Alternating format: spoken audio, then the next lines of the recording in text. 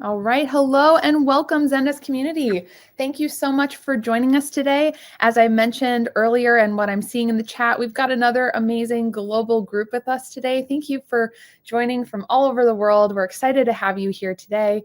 Back by popular demand is our post-Relate, where we will be covering all the hot topics and announcements from Relate.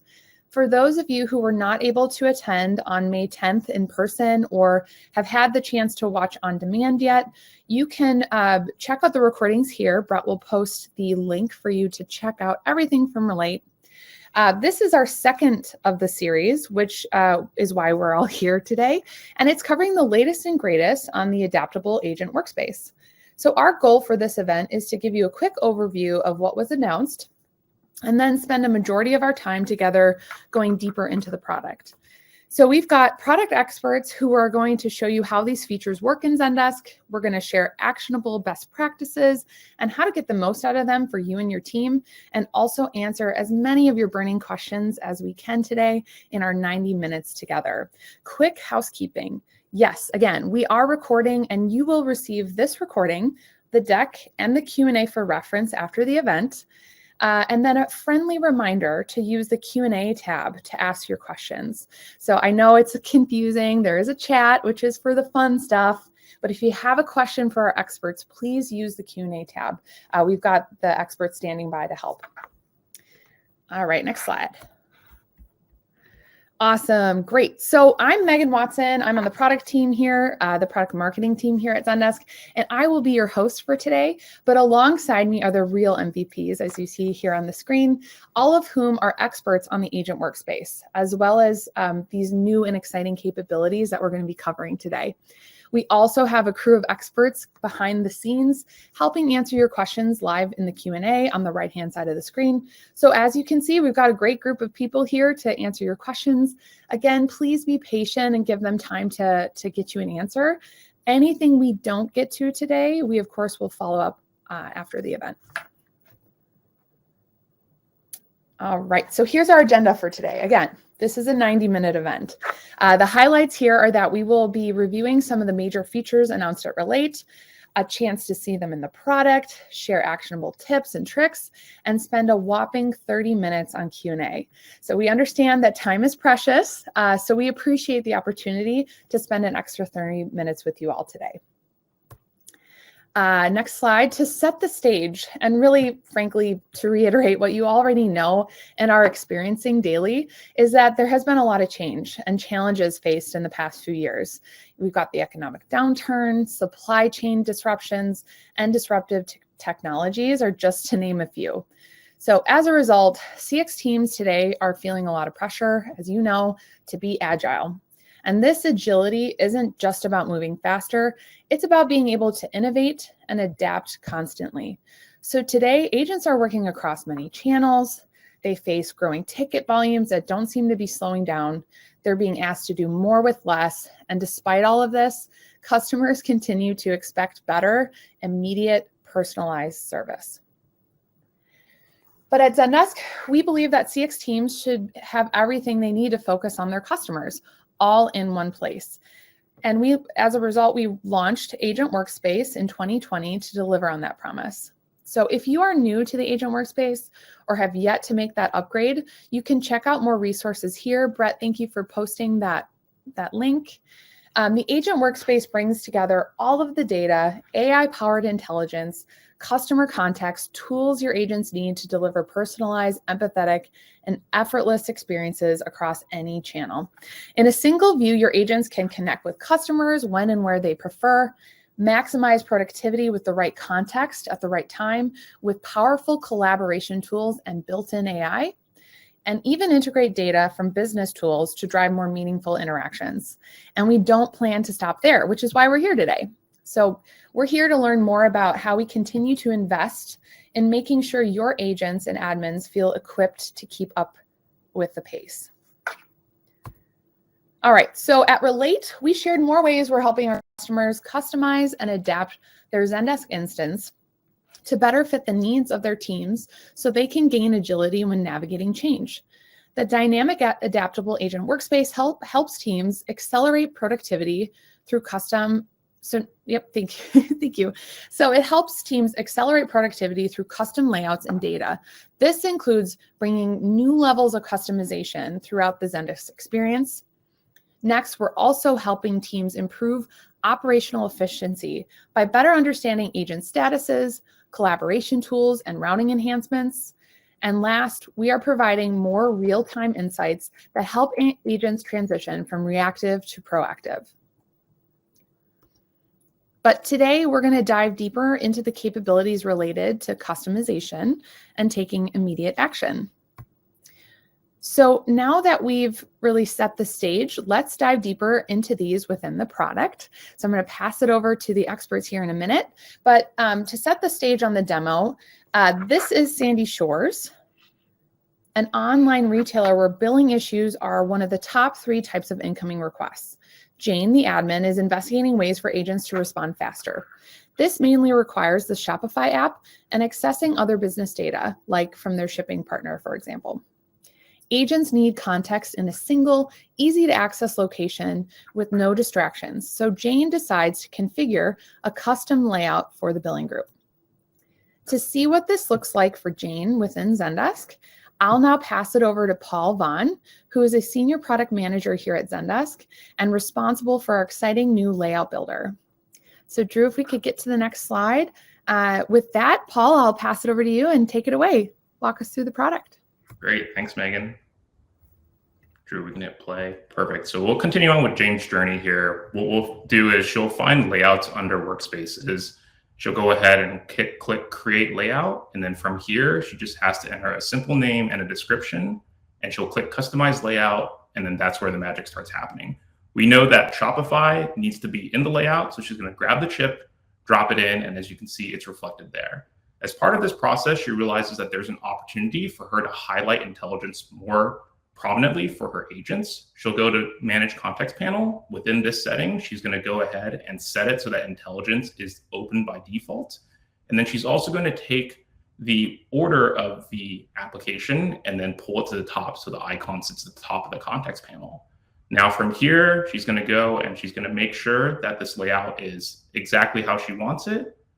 And we have it perfect. So she's going to go ahead and click Save. She'll get confirmation that that layout is created. Now we'll hop over into Contextual Workspace. And here it's to make sure that for all billing related issues that her billing team is going to get these tickets in that particular layout. In the conditions, she's going to find the group, and then she's going to set it against her billing team. And then finally, once she's had that done, she's going to go to Layouts. She's going to find the layout that she just created in Layout Builder, that billing layout. Once it's selected, you'll see a preview of it. She's going to hit Save and Activate, and she's all set. I'll hand it over to Ashwin, my fellow senior PM, who's looking after custom objects, to continue on with Jane's journey. Thank you, Paul. All right, so let's continue Jane's journey. Jane wants to bring in her Zendesk custom objects and surface that information in tickets. She has 2 steps. Step 1 is to create the admin experience. She clicks on the objects option and she starts creating that order object. So she adds in the information, she adds in plural details, she adds in the description, and then she's done with creating the object. Now she has to add fields. She notices that there is a native field that already exists, which is a name field, and she wants to add 3 more fields. She starts with the drop-down option to add in the status information. So she provides a few statuses: pending, canceled, delivered, all of that stuff. She's done with creating that first field. She goes on to the second field, which is the address for the order. So she selects the multi-line field, completes the creation of the second field. In the third field, she wants to ensure that she wants to associate the order to the customer. So she goes ahead and creates a lookup field, which is pointing to a user. And she doesn't want to point to any user. She wants to ensure that the customer is an end user. So she creates a filter over there, and that's it. End of step 1. Now she goes into step 2. Step 2 is to surface this order information into the ticket. So she goes into ticket fields, adds a lookup field, names it as the same as order itself, and points it to the order object. With this, she now has surfaced the order step after this, ensure that includes the order field that she's created into the appropriate ticket form. So that's pretty much the 2 steps. Now let me hand it over to JJ, our group product manager, to take you through the rest of the journey for Jane. Thanks, Ashwin. Let's not play the video just yet. So as I set the context. So in Sandy Shores for billing tickets, there's a general customer-facing SLA that's enforced, right? But there's multiple teams required to resolve billing tickets, and the finance team is just one of them. So as Jane customizes the workflow for a billing ticket, she wants to make sure that if and when finance team is involved in a ticket, that team specifically is held accountable to a group SLA, specifically for what the finance team needs to do for billing tickets, to prevent any bottlenecks on the multiple steps needed to hit the overall customer-facing SLA. You set the demo, please.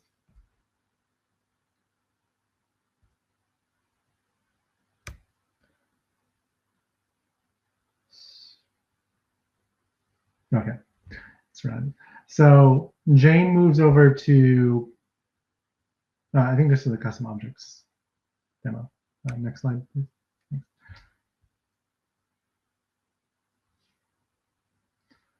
Sweet.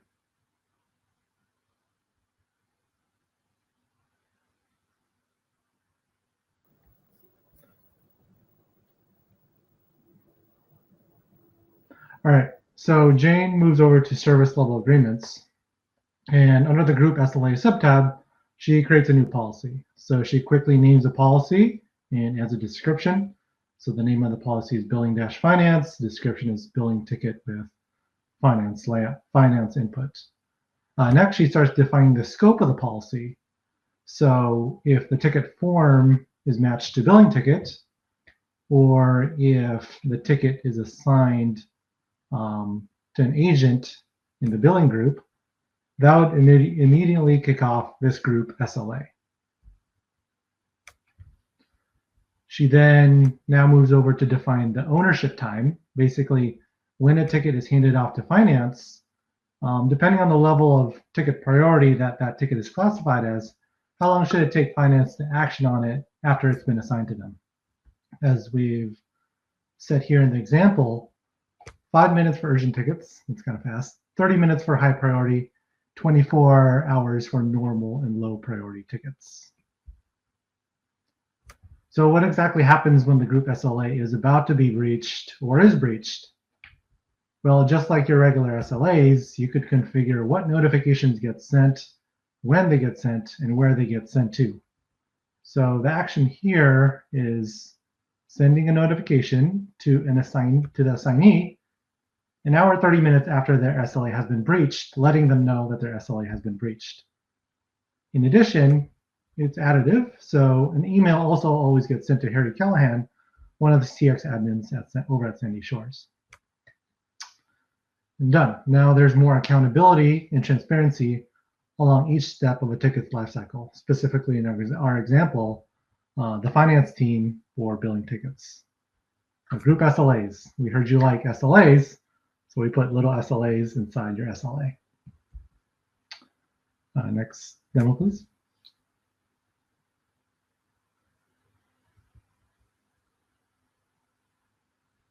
Now let's move over to how it comes together from an agent perspective, because we were looking at it from the admin lens. Brian, a loyal customer to Sandy Shores, accidentally orders 3 pairs of shorts instead of 1 and begins messaging the Sandy Shores customer experience team to ask for a refund. Lindsay, she's a tenured agent who's an expert in billing issues at Sandy Shores, receives Brian's request via a clean handoff from the bot. Next slide, please. So upon opening the ticket, her layout dynamically renders in the 4-column view based on the type of request, and she quickly sees the order details within the Shopify app right in the center, all thanks to Layout Builder. She quickly applies the most relevant macro to avoid escalations and moves on to resolving Brian's ticket as quickly as possible. She needs more information about the order, so she sees the order number and ticket fields and clicks to review the shipment status. Now on the right-hand side, the context panel dynamically adapts to display the order and shipment details, which is pulling information from their shipping partner thanks to custom objects. Now from the Shopify app, she canceled the order and clicks to confirm the refund. The Shopify app is now updated, and Lindsay can respond to Brian and close the ticket without toggling between different tools or tabs. She did it all from the agent experience, ensuring a smooth and speedier experience for Brian, our loyal Sandy Shores customer. Now off to Paul for a deep dive into some of the best practices around Layout Builder. Perfect. Thanks, JJ. So hopefully, as folks can see from these demos, customization and flexibility is going to be a huge focus area for Zendesk going forward. And really the goal is to unlock these capabilities for you so that you can create the perfect workspace for your agents, for your different use cases, for your different workflows, really so that the product is able to fit the unique needs of your specific business. Now, Layout Builder is one of those customization features that we believe can greatly accelerate agent productivity.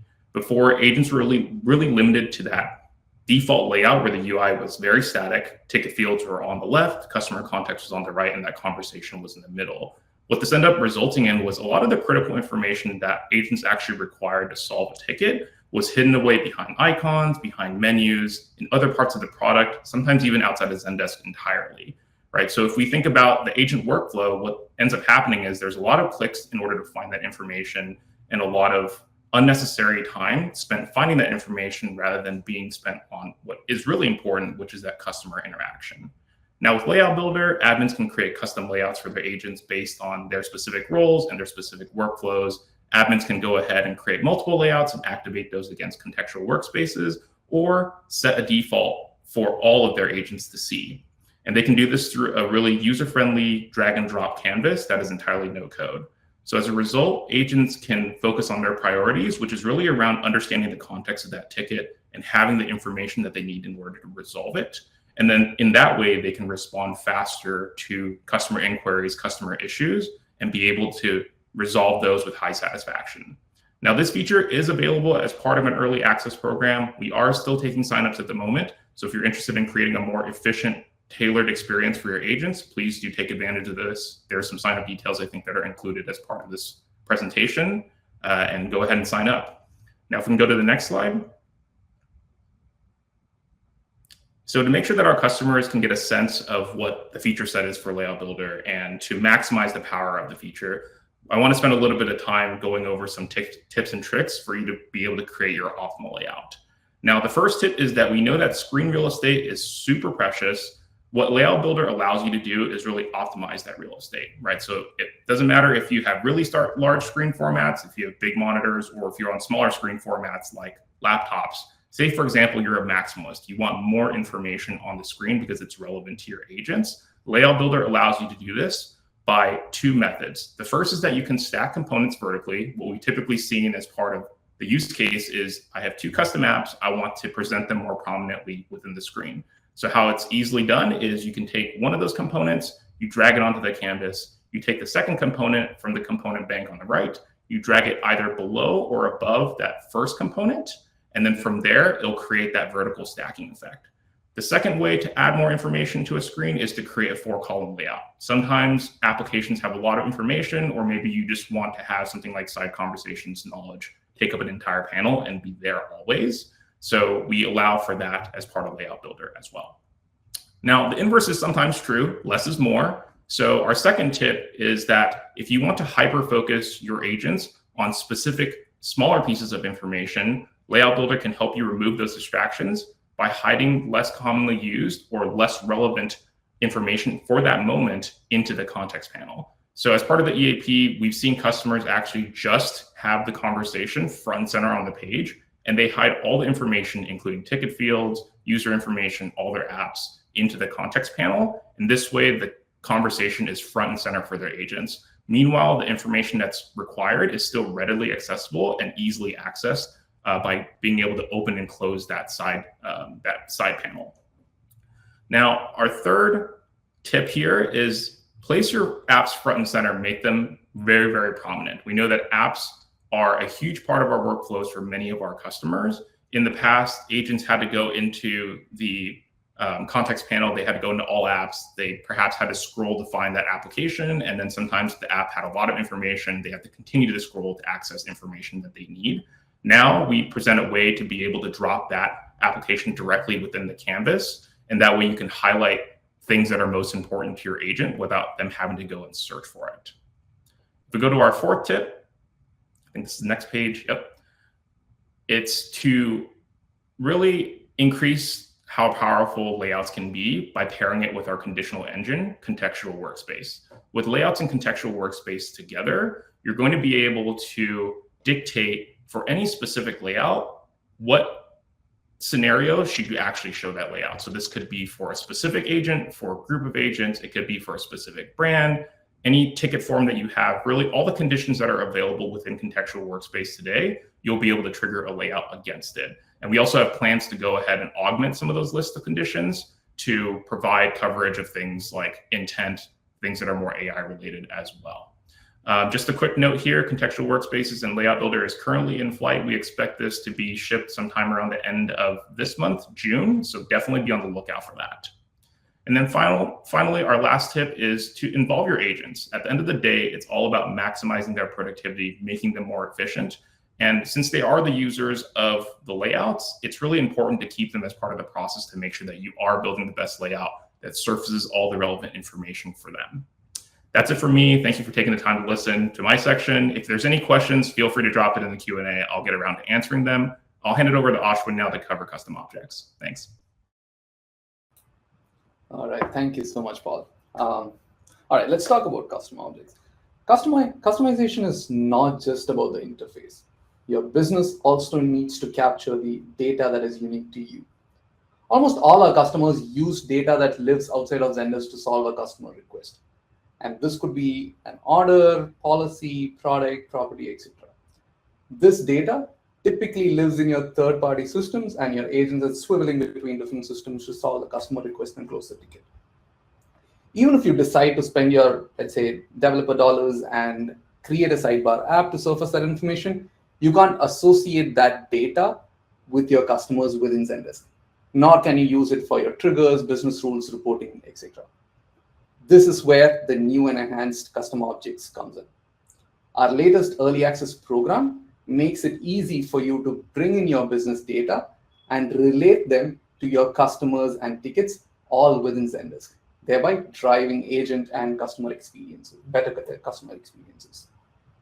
Most importantly, you'll be able to use your business data in triggers and business rules so that you can optimize your workflows and achieve better business efficiency.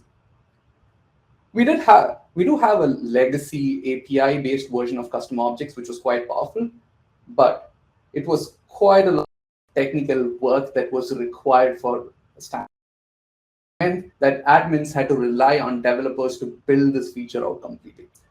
With the new custom objects, at least for me, it takes me literally 15 minutes to set up the complete environment with objects, fields, relationships, and triggers, all without writing a single line of code. With the new custom objects, you want to put control back in the hands of admins. Next slide, please. Well, if you're still not convinced that custom objects is pretty awesome, let me give you 4 more reasons. 1, admin experience. You'll be able to set up and manage your custom objects in the native admin experience.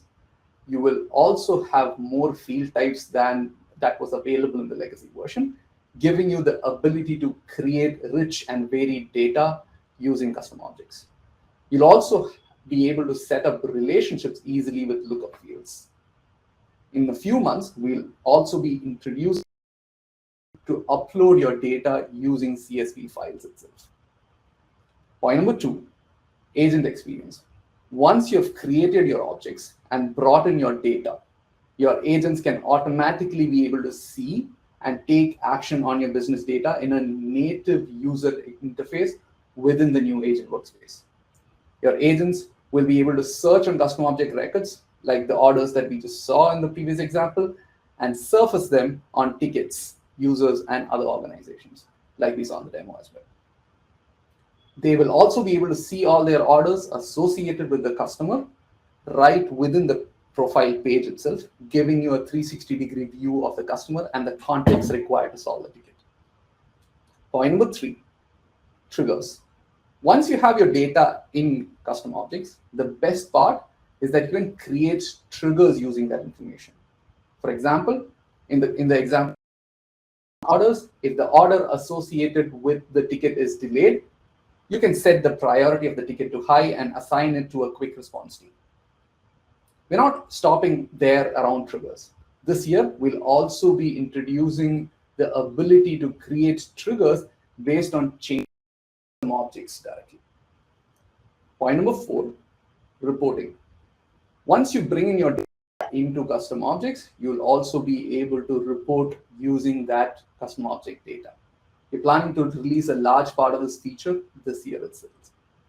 And for all you tech-savvy folks, of course, we have you covered as well.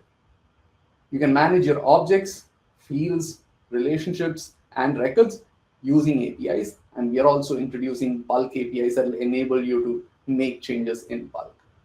Next slide, please. Custom objects are a game changer for businesses. We have seen customers use it for a multitude of use cases, right from capturing order and payment information to storing product catalog information. For example, a well-known apparel company has surfaced their order and payment information into Zendesk, thereby reducing their call handling time by an average of 2 minutes per call. A large manufacturer of computer apparel used custom objects to store their product catalog and run their returns processing within Zendesk itself.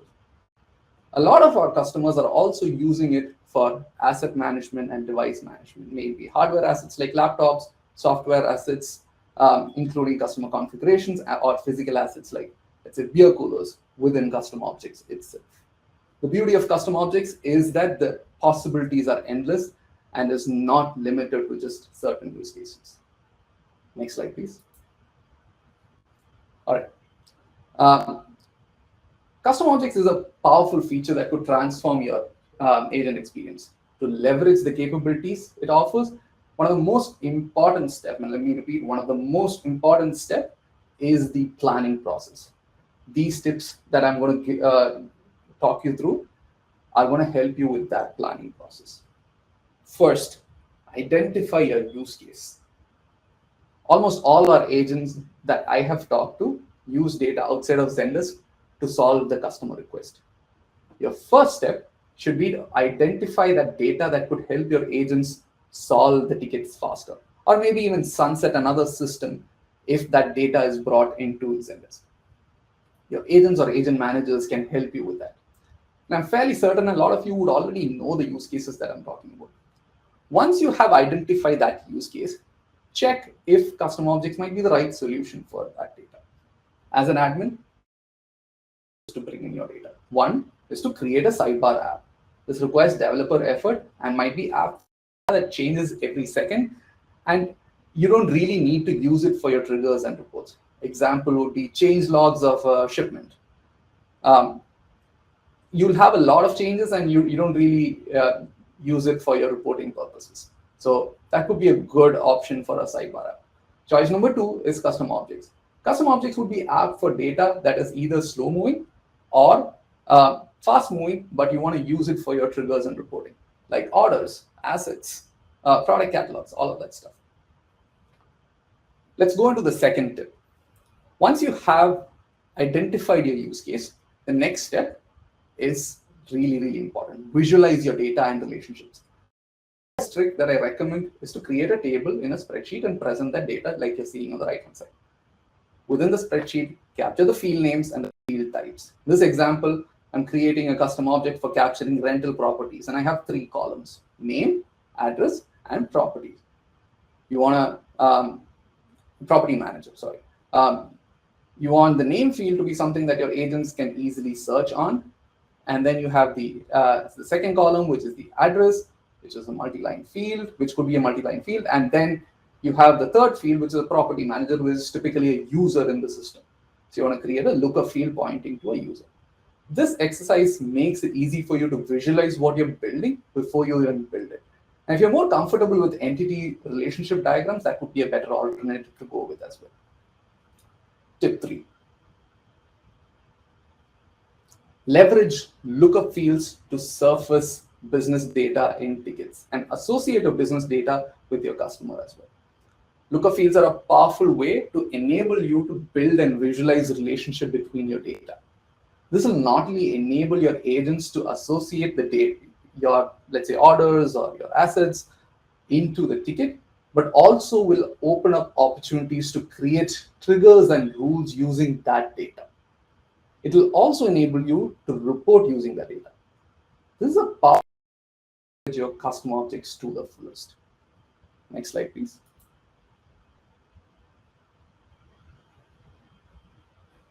Fourth tip, ensure that your record names are easy for your agents to search for or look up, and associate. That will help them associate your business data with your tickets or with your customers. Let's say for orders, it could be your order ID. For properties, it could be your property name, etc. The last one, most importantly, pair with triggers to streamline your workflows. In combinations with triggers and custom ticket statuses, create efficient workflows that could not just streamline but also automate some of the steps that your agents are doing today. In future, custom objects will be integrated with Explore, so you can pair them in your to get actionable insights on your custom data within Explore itself. Our new custom objects is an EAP, and we'll be sharing details on how you can sign up. And I would hope that you really like the new version, and we want to hear from you. For listening to me, and I will now hand it over to JJ to talk about the Global Essentials Card. So to date, the customer context panel, which is the subset of about 5 to 7 user fields that shows up on the top right-hand side of your ticket UI, only shows limited data about the ticket requester or just one particular user. With the new Global Essentials card, we're taking a first pass at making it more configurable by giving admins the ability to select which user fields should be surfaced to agents in the Essentials card. As you can see in the GIF here, the experience is designed to look and feel like the layout builder admin experience. Admins are presented with a live preview of the Essentials card when configuring what fields they want in there. But the story doesn't end here with configurability around selecting which user data goes in the Essentials card. The long-term goal of this is to be able to have admins configure what user fields, custom object fields, and org fields go in the Global Essentials card. Also in the future, agents will have the ability to search for a snapshot of other users, other organizations, other custom objects, and other tickets directly within a Global Essentials card, so they can see a snapshot or preview of that user or a custom object or ticket without having to leave the ticket UI.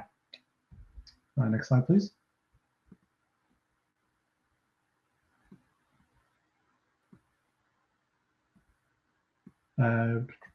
So as you can see, the Global Essentials card has the ability to improve agent productivity by reducing the need to leave the agent workspace and giving the agent more autonomy.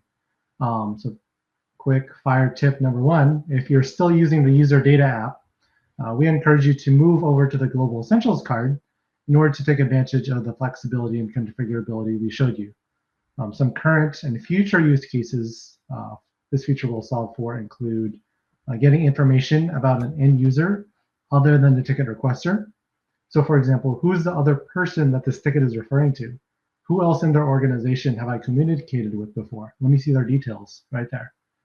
If you are B2B type of business and you need information about the requester's organization, so like what are the contractual obligations of this organization?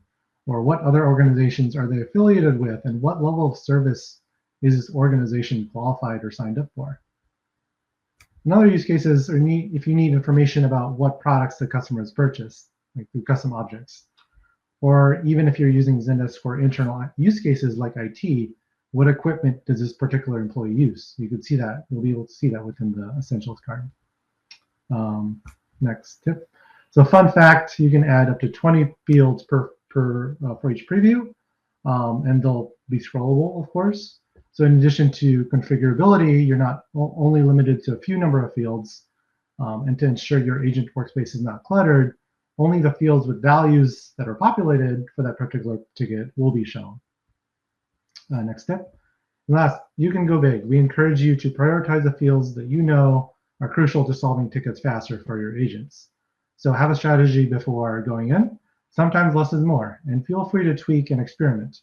Making changes to this is easy. You can do it all from the admin interface, and no developers required to make these configurations. Next slide, please. And going into group SLAs, broken customer-facing SLAs oftentimes break customer trust. Why do we even have SLAs? Well, it's a promise to a customer to solve their issues within a certain time to build their trust and keep those customers from seeking other services, other businesses, or other goods elsewhere. But why are companies breaking SLAs at all? Well, it's a lack of visibility for how long a case is staying within a particular department or team, and organizations can't see the specific bottlenecks, specifically where ticket resolution is slowing down.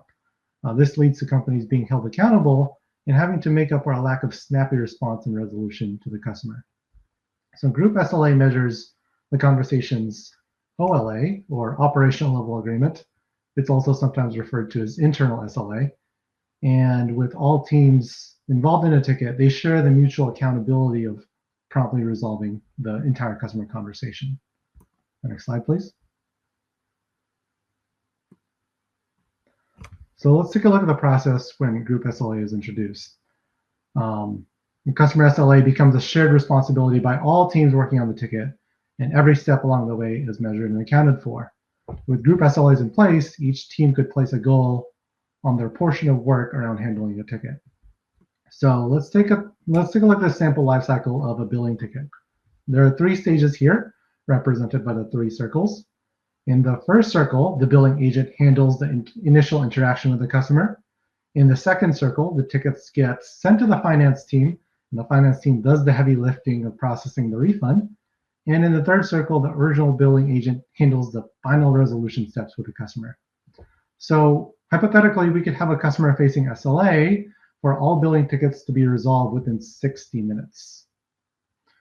And there are 3 stages here, so we could break it down to 20 minutes for the first stage, 20 for the second, 20 for the third, thereby ensuring that if each group meets a group SLA of 20 minutes, then the overall customer-facing SLA of 60 minutes is not breached. Next slide. And as good Zendesk practice, like any feature we build, we include reporting and analytics to explore either during feature launch or a little bit after feature launch. So we're doing the same thing with group SLA. So with group SLA, Zendesk empowers our admins and tools and information they need to effectively manage the ticket handling. Admins could gain clear insights into the status and progress of tickets within different teams. And this transparency will not only streamline your operations, but also foster a culture of accountability and operational excellence. So group SLA brings a new level of transparency that our customers have not experienced before. They'll benefit from increased visibility into the ticket handling process, gaining confidence in your commitment to their satisfaction, all in Explore to give you better insights. Next slide, please. First tip. So you could leverage Group SLA. Group SLA offers a unique opportunity to create multi-step ticket workflows, allowing you to define and enforce specific service levels at each stage of the ticket lifecycle. So by leveraging this functionality, you can ensure that your tickets follow a clear and structured path, guaranteeing prompt resolution across each step. Next step. Group SLA allows you to align the hours of operation setting with your customer-facing SLAs to ensure that your support teams are available and working within the designated service hours for each group. It helps you maintain consistency in meeting customer expectations based on your standard business hours. Next step. And to facilitate easy access to understanding group SLA information, you should create customized views for each group with group SLA as a column. It allows you to do a stack ranking of SLAs associated with each ticket, enabling your agents to prioritize and address the right tickets based on their level of urgency from the SLA breach. All right, back to Devin. Hey everybody, it's me again. All right, so we're about to get into our Q&A, and we've covered a lot today on the evolving world that we find ourselves in, and Zendesk is really truly trying to help your CX team evolve and thrive in this world. We're trying to make innovations towards building a more dynamic and adaptable agent workspace, and we really think this is a huge step forward in bringing together all of this context, all the insight that we have, and all the tools your agents are going to need in one place. And we really want it to be a truly agile product in today's market. One of the things we're looking to do is add powerful reporting capabilities to your CX teams, and have instant access to critical real-time insights, so that way they can make you be able to make smarter decisions faster. And this is partially due to a lot of the feedback we've heard from you over the years, so thank you for that. But not just feedback, we have questions from you, and we're going to answer those now because it's time for our next slide. Oh, we're already on it. Q&A. Sweet. All right, well, let's get into it then. So our first question on the Q&A is, we are an enterprise software company with a small frontline team. How can we use Agent Workspace to work for all of us?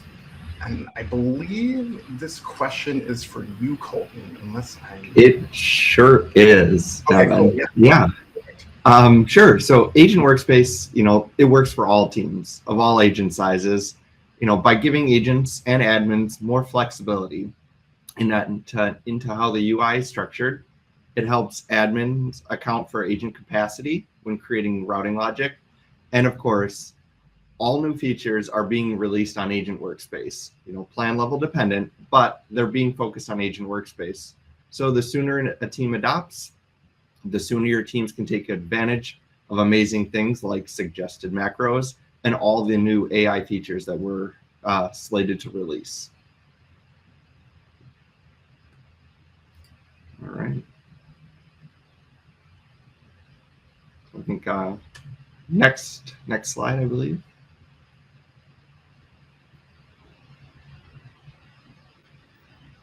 Devin, we can't hear you. I would say, Devin, I can't hear you. Can you hear me now? Yes. Okay, sorry about the technical issue right there.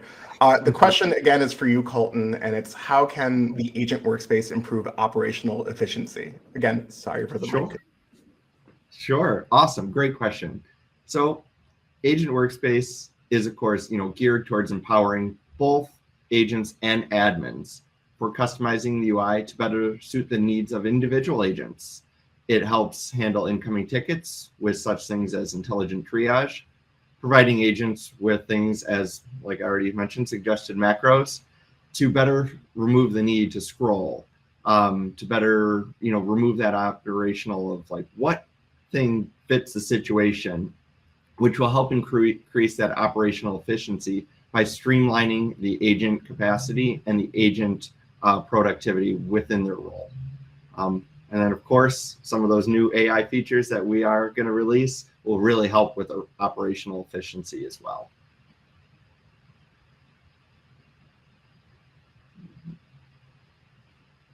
All right. Well, this one's for Paul. And the question is there a way to hide form fields based on the function the agent is performing? Yeah, I'm happy to take this question. So I think there's actually two ways that folks can go about doing this. So if we talk about it from a layout builder perspective, you can certainly create different variants of layouts that have that utilize different forms, right? So you'll be able to do so by pairing it with contextual workspaces, selecting the layout that you want to use, selecting the form, and then basing it off of whatever condition. I think for a specific agent, it would be assignee. If you want it for a group of agents, it would be under group or brand. There is also additional functionality around conditional fields, but there might be some limitations in terms of what you can actually trigger against in order to show which fields for what scenarios. Awesome.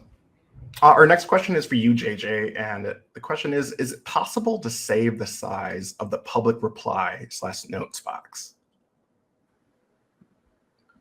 It is, yeah. So the vertical and horizontal size of the ticket composer, or basically the public reply notes box, is now persistent on an agent level. So agents are able to take the top edge of the composer and make it as tall or as short as they need to. And they're able to take the side edges of the composer and make it wider or narrow as preferred. And so these preferences will save for the agent across tickets and sessions. And it'll be on a per agent level. So if I make it this big, Agent Devin will not save that big because maybe he prefers it this small. Quick history. I used to be an agent like 5 years ago. But our next question, how does the agent workspace enable data-driven decision-making? And this is for you, Colton. Sure. So agent workspace enables the data-driven decision-making, especially for admins, simply by all of these new customizations. It provides that enhancement to the UI, which can lead to faster ticket resolution time, reductions in the average handle time of tickets, and help focus the volumes of tickets to ensure that the best equipped agents are handling it with respect to their capacity. This allows a business to locate areas that are working well as report on areas that might need different staffing, such as relocating agents to other channels at different times. All of this data can help an admin make those decisions on where their agents are most needed, along with where their customers are reaching out to them the most. Thanks, Colton. Yeah. All right, so our next question is, can we integrate any data sources with custom objects? And I believe this is for you, Ashwin. Thank you, Devin. So let me start off the first part of the answer.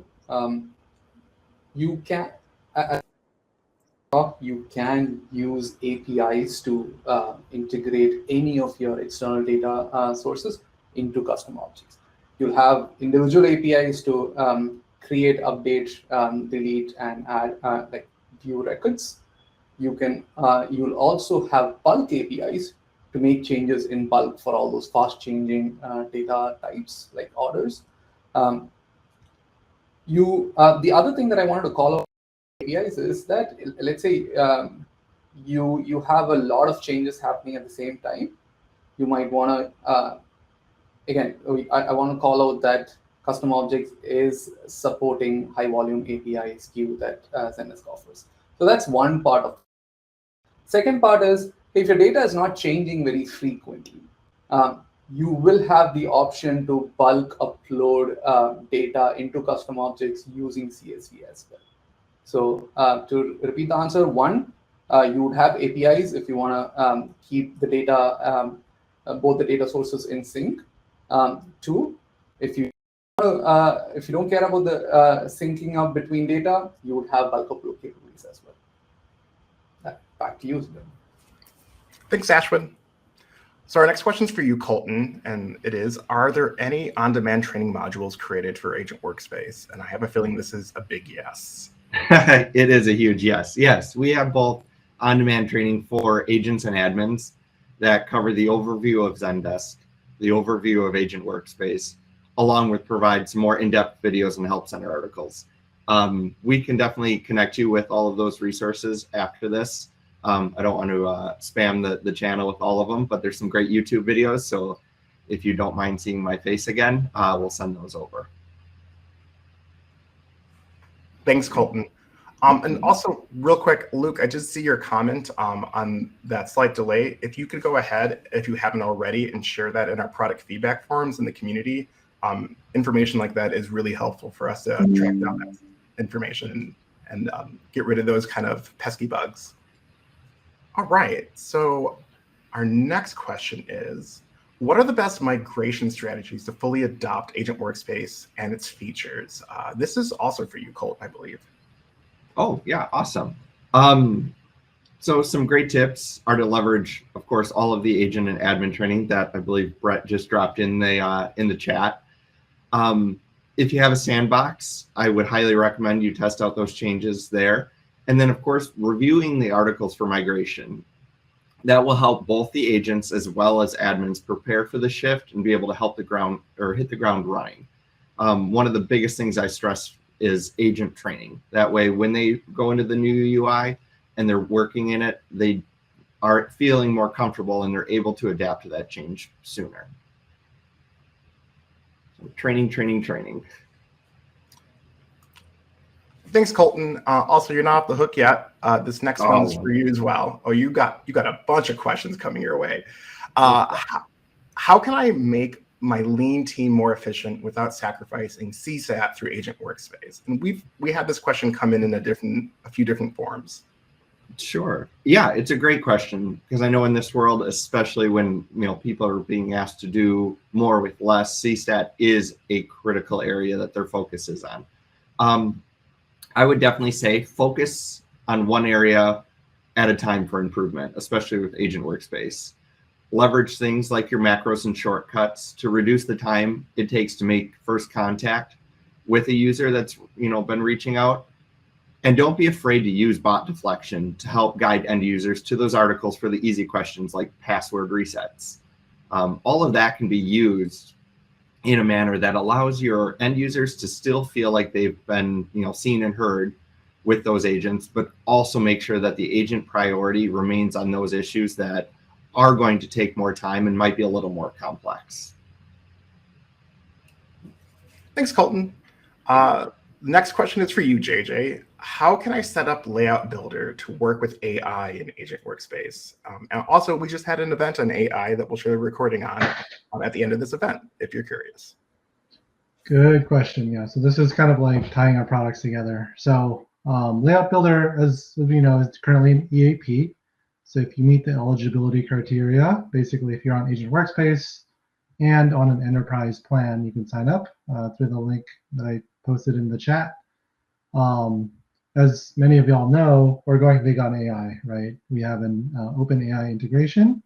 In addition to, we've built a native proprietary machine learning model that allows Zendesk to programmatically and automatically categorize the intent, the sentiment, and the language of your ticket. So intent is in like, what did the customer reach out for? Was it a refund? Was it a billing issue? Was it healthcare related, etc.? Sentiment as in, is the customer feeling positive or negative right now in the state of interaction? And so we do plan to include the AI-based intent and sentiment fields in contextual workspaces as conditionals in the future, so that you could have a specific custom layout dynamically rendering for your agents based on Zendesk perceived sentiment and intent of the ticket. So basically, you could create workflows like if intent equals refund, then show layout X, or if sentiment is negative, then show layout Y, etc. Thanks, JJ. So our next question, which is also for you, what third-party integrations work well with Agent Workspace, and is Tableau one of them? I think Tableau might be one of them. Yeah, so most household name brand third-party SaaS companies that have use cases to integrate with us do have integrations with us, from like Shopify, Jira, Confluence, Microsoft Teams, Slack, and hundreds more on the Zendesk marketplace. And they're all backwards compatible and work perfectly on Agent Workspace. Though do email me and Mo, I'll send our emails here after this. If you find any apps that are not compatible with Agent Workspace, we'll quickly address it. And yes, we do have a Tableau integration. I'll provide a link to that in the chat. Thanks, JJ. So this next one's going to be for you, Colton. And the question is, what are the main differences to Agent Workspace compared to PaaS applications? I believe we're talking about just like general support as that PaaS application. Yeah, definitely. So one thing is Agent Workspace does integrate directly with Guide via Knowledge, the section in the context panel. Native redaction functionality is only found on Agent Workspace. And Agent Workspace also lets you switch channels between email, social messaging, Zendesk messaging, chat, SMS, internal notes, or telephony with a click of a button to meet your customers wherever they go. And of course, as I've said before, and I'll say it again as many times, any net new feature is only going to be built on Agent Workspace. So moving forward as well, like custom ticket statuses, omni-channel routing, layout builder, unified agent status, intelligent triage, smart assist, and many, many more are going to be focused on Agent Workspace. So everything that was in the past is there, and then everything that Zendesk is building in the future is going to be built for Agent Workspace. Awesome. All right. So next question actually is not for you, Colton. This one's going to be for Paul. How adaptable is the Agent Workspace UI? And can it be customized per user, or is it more locked by global / operating groups? Yeah, absolutely. And hopefully through this presentation, the demos, you'll see that, yes, it is highly adaptable, right? There are features that will enable that in terms of layout builder, in terms of custom objects, global centralized card, and other slew of features. In terms of the second question, yes, through contextual workspace, there is a field called assignee that will allow you to customize that workspace based on the user level. So if you have, say, for example, 10 agents, you could potentially create up to 10 specific layouts for each one of those agents and say, for agent 1, use this layout, for agent 2, use layout B, et cetera, et cetera. There's also options to have it set against global operating group. This could be a brand, this could be a specific group of agents that you create. So there is quite a bit of flexibility in terms of how adaptable Agent Workspace can be. All right, thanks, Paul. And by the way, if anyone did not get their answer or can't find their answer in the Q&A, you might need to go to the second tab and click on your question to expand the Q&A response, and you'll see underneath your question the reply from one of our experts. So let us know if you're not seeing that, but they should all be in the answered section of the Q&A tab, not under the question section in the Q&A tab. All right, so our next question is also for you, Paul. It is any ability to bring custom apps into Agent Workspace and to adjust the placement of them. Yes, absolutely. So this is one of the primary use cases for Layout Builder, and this is where a lot of our EAP cohort has been seeing value in terms of being able to place any specific custom app. These could be third-party apps. These could be private apps that you create on your own. I think I saw a question in the Q&A around iframing in a window from another website. I think there are use cases where a custom app is used specifically for that. So if you have your own private application, sometimes you can create a private app that surfaces that information, and then you'll be able to bring it into the ticket page through the use of Layout Builder. Awesome, Paul. So the next question again is for you, and it is: will Layout Builder, the drag and drop functionality, be available for Explore? We do have plans for this in the future. So if I talk generally, the end goal for Layout Builder is to be extended to our different areas of the product. So this could be Explore, this could be Guide, and other things that are non-ticket related. There's also the inverse of us having considered whether or not we can bring non-ticket information into Layout Builder. So there have been requests from our EAP customers, hey, can I get views within tickets, or can I get specific org data within tickets, things of that sort. So it works both ways. But in terms of the timing, that is certainly TBD, but we'll hopefully be able to share more in the future. Awesome. Yeah, and when it comes to product updates, if you're not subscribed to it already, I really suggest subscribing to the announcement section in the Help Center. Whenever we have product releases, that'll be one of the first places you see it. And it's just a good way to keep on the pulse of like what's developing within our Zendesk products. All right, so the next question.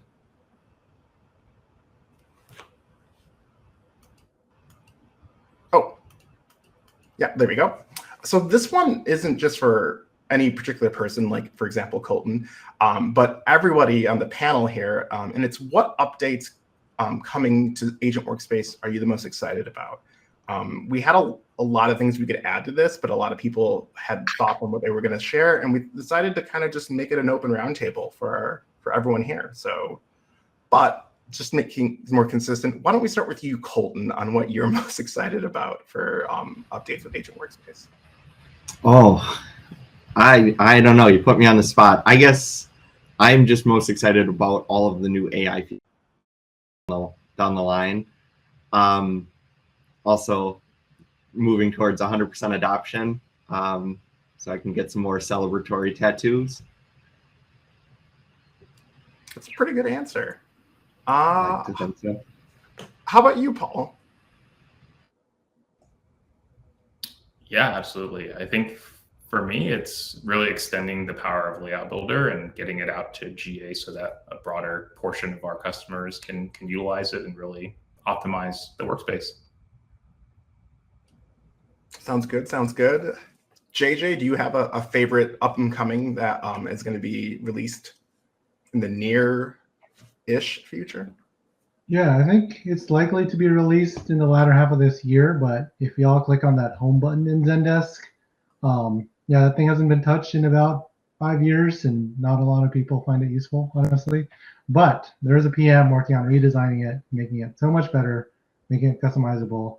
So it's a place not where you do your work, because the ticket UI is where you do your work, but that home base, the agent home, is where you get your work, right? And so it'll be complementary to views, and it'll be a place for this feature called omni-channel routing to have a UI home to live in, so that you could see a dynamic queue of the work that you need to do next, now, and later, all in that space. You could even post metrics on there for your agents so that they can see like how their CSAT's trending, how their TTR is trending, to keep them motivated and accountable to providing great service. So yeah, project's called Agent Home, and it'll be redesigned very soon. That's a pretty big an update. That's pretty cool. So last, I don't want to skip you, Ashwin. Actually, Ashwin and Mo, but Ashwin, what are you most excited about that's coming up? Oh, Ashwin left. It's going to you. Yeah, I'm back. Sorry. Okay, no, it's all good. I threw you on the spot. I should have checked first. Some technical issues. Sorry about that. For me, at least my long-term goal around custom objects is to ensure that custom objects is a first-class object. So what it means is that if you bring in your business data, that's really important to you. You should be able to do all those things that you can do today on your tickets or your users or your organizations. So for me, at least in Q3, Q4 timeframe, the most powerful capability, the most important capability that I'm excited about is the ability to create triggers on custom object changes. So that's going to be a game changer for a lot of our customers. So that's what I'm totally excited about. Awesome. And then last but not least, Mo, and then we do have one question we're going to go back to. I think we might have skipped it. But Mo, what's your favorite update coming down the road? So JJ kind of stole my favorite thing. Agent Home. I'm really looking forward to it. I think it is. It's going to be really helpful for agents' workflows and managing workflows for the agents, and just giving them a space that is super useful. And then in more general terms, I'm really looking forward to all these things that are that we're working on, from AI, custom objects, layout builder, things we're doing in apps, that how they tie in together, providing the customers more flexibility, more ability to customize the layouts, just basically giving them a very powerful set of tools to build use cases or utilize them for the use cases that we ourselves can't even imagine, and seeing it being used in creative ways. I'm really looking forward to seeing those and see how we move more towards giving the power and agency in the customer's hands to be able to put these together. I have to ask, do we have any idea for an EAP on this? For Agent Home? Mm-hmm.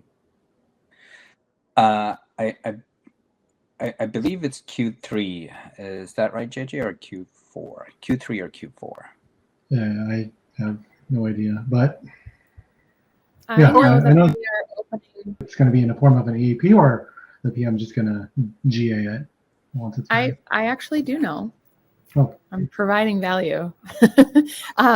There is an open beta that's launching on June 6th.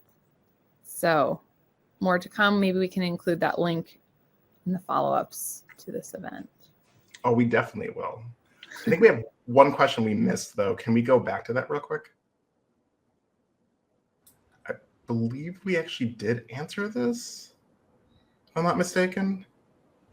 But yeah, I think we did. This was for Ashwin. It was, will custom objects eventually be integrated with other features like Explore? Maybe we didn't, but maybe let's recap on that real quick if possible, Ashwin. For sure. As I mentioned, custom objects, at least my vision for custom objects is to make it a first-class object. In the short second half of this year, we'll be GAing custom objects with some really cool capabilities around permissions, enhanced search on custom objects. We're also going to have an EAP on triggers on custom objects as well. We're going to have bulk upload capabilities. And beyond that, we are also going to integrate custom objects with guide as well, so that the end user can select, let's say, the order that they want to return within their help desk, help center form itself, and then send it directly to the agent. So we have a lot of cool capabilities coming in beyond Explore and beyond all these other features that I talked about. Stay tuned on that, and we'll be releasing that as soon as we can. All right. Well, that's the end of our curated Q&A. We do have some questions that we saw that you asked live that we want to go ahead and address first. So the first one, and I believe this is going to be for JJ, would the SLAs be able to track side conversations or only transfer of ownership of tickets within Zendesk? Unfortunately, outside conversations right now, only transfer of ownership of tickets within Zendesk. But to Mira, I believe, who asked that question, I sent them an email to the PM so they could message them directly on like the use cases of their use case for needing SLAs with inside conversations. So to pressure that PM to push it up further in the backlog and roadmap. But yeah, not available now, but maybe in the future. All right. And then Megan, we had one more question that we were going to address live, correct? Well, I just have to give a shout out to the crew that's joined us today. They've been like crushing the Q&A where I'm like, we can answer this live. It's like, no, got answered. I think, we're chatting on the side, but if we can address the last 3 questions in the Q&A live, that would be great. I do want to just let Michael know regarding your question on Global Essentials card. We pulled in JJ to help with that. Unfortunately, the team that manages that is actually in a different time zone. So we're going to have to follow up on that one after the event and get you more detailed information there. So I just want to let Michael know, like, we're not ignoring you. We are going to follow up on that one. But for Paul's question, is there any plan to allow for required user fields? I think is a question we could answer live here. Yeah, that's certainly been part of the feedback in terms of our EAP cohort. It's how do I make it very apparent for agents what's required information to solve the ticket, what is not required, and how do I potentially things read-only or editable. This is within consideration, but there's no concrete plans at this time in order to address this. We'll take the feedback and add it to our backlog, though. Awesome. Thank you, Paul. Devin, I'll just rattle off the next one if that's all right. No, that's fine. Yeah. Okay. From Leandro, can I block the form for agents based on their groups? Avoid agents changing the form. Yeah, so I think this one's me as well. In terms of this, I think this is kind of the same common thread as previous around the user fields, but certainly feedback that we've received, it's really just around making sure that agents understand, what's required and what is merely read-only. So in that same vein, things for consideration, we'll certainly add it to our backlog and provide updates if we can go ahead and tackle this. Awesome. Thanks for letting us put you on the spot. And we'll answer one more. Stephen, please confirm about custom objects. I'm seeing some answers, like Carla's question, stating that custom objects is for pulling in external data. It's not only for external data, right? So Ashwin, I think you even said you'd be happy to answer that live. So if you have an answer for Stephen, that'd be great. Absolutely. Stephen, you're with the answer that you gave as well, right? So custom objects is a placeholder for you to put in any data that you want to put in. It could be your business data. It could be like some of our customers have actually used custom objects to capture customer comments or add in fraud notes, right? So those are things that agents can add on their own, and we have that ability within the native user experience within the new agent workspace. So it is not just for external data, it is for any data that you want to put in into Zendesk, and you don't have a place for it in your users tickets or organizations.